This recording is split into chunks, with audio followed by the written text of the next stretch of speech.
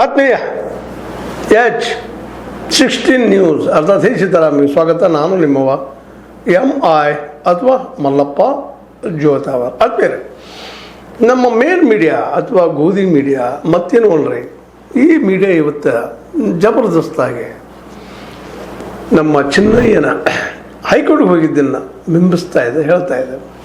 ಸತ್ಯ ಇರ್ಬೋದಿಲ್ಲ ಅಂತಲ್ಲ, ಆದರೆ ಈಗ ಎಷ್ಟು ಪ್ರಸಾರ ಮಾಡ್ತಾ ಇದ್ದಾರೆ. ಇದನ್ನು ಇನ್ನೊಂದು ಆ್ಯಂಗಲ್ನಿಂದ ಬಂದಾಗ ಅದೇ ರೀತಿ ಪ್ರಸಾರ ಮಾಡಿದ್ರೆ ಇವರು ಅನ್ನೋದನ್ನು ಬದಿಗಿಡೋಣ. ಅದನ್ನು ಅವರವ್ರ ದೃಷ್ಟಿಕೋನ, ಅವ್ರ ಮಾಧ್ಯಮ ಅವ್ರು ಹೇಳ್ತಾ ಇದ್ದಾರೆ.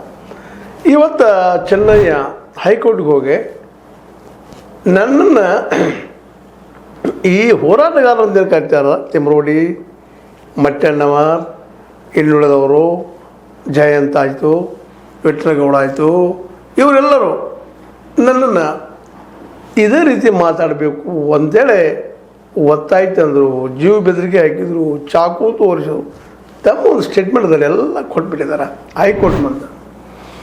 ಹೀಗಾಗಿ ಯಾರ್ಯಾರ ಮೇಲೆ ಆರೋಪ ಆಗಿದ್ದನೋ ಅವರೆಲ್ಲರೂ ಇವತ್ತು ಉತ್ತರ ಕೊಡಬೇಕಾದ್ದು, ನ್ಯಾಯಾಲಯವನ್ನು ಎದುರಿಸ್ಬೇಕಾಗಿದ್ದು ಅನಿವಾರ್ಯ ಆಗಿದೆ ಮತ್ತು ಎದುರಿಸಲೇಬೇಕಾಗಿದೆ. ಸತ್ಯ ಯಾವುದು?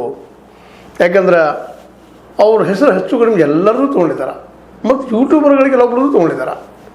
ಮತ್ತು ಇವತ್ತೇನಾದರೂ ಈ ಧರ್ಮಸ್ಥಳದ ಪ್ರಕರಣ, ಸ್ವತಂತ್ರವಾದ ಮೀಡಿಯಾಗೆ ಬೇಕಾಗಿರುವುದು ಸ್ವತಂತ್ರ ಧ್ವನಿ. ಆ ಸ್ವತಂತ್ರ ಧ್ವನಿ ಉಳಿಸಲು ನೀವು ಮಾಡಬೇಕಾದದ್ದು ಇಷ್ಟೇ. ಅದೇನಪ್ಪಾ ಅಂತಂತಂದ್ರೆ, ನಿಮ್ಮ ಕೈಲಾದಷ್ಟು ಸಹಾಯ ಈ ಚಾನಲ್ಗೆ ಮಾಡಿ ಹಾಗೂ ನಿಮ್ಮ ಧ್ವನಿಯನ್ನು ಕಾಪಾಡಿಕೊಳ್ಳಿ.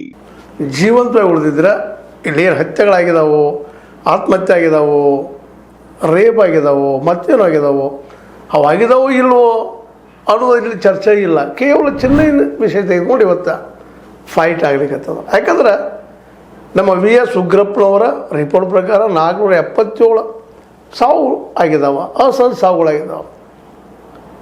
ಇದನ್ನು ಅಲ್ಲಿ ರೆಕಾರ್ಡ್ಸ್ ಇದ್ದು ಬೋಳ್ತಾ ಇದ್ದಾರೆ. ಅದೆಲ್ಲ ಇಲ್ಲಿಲ್ಲ.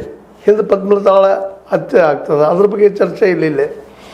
ಅದೇ ಕಾಲಕ್ಕೆ ವೇದವತಿಯ ಚರ್ಚೆ ಆಗ್ತದೆ, ವೇದವಲ್ಲಿಯ ಚರ್ಚೆ ಆಗ್ತದೆ, ಅದ್ರದ್ದಿಲ್ಲ. ಅದೇ ಕಾಲಕ್ಕೆ ನಮ್ಮ ಆನೆ ಮಾವುತ ನಾರಾಯಣ, ಅವನ ಸಹೋದರಿ ಯಮುನಾ, ಅದ್ರ ಬಗ್ಗೆ ಚರ್ಚೆ ಇಲ್ಲಿಲ್ಲ.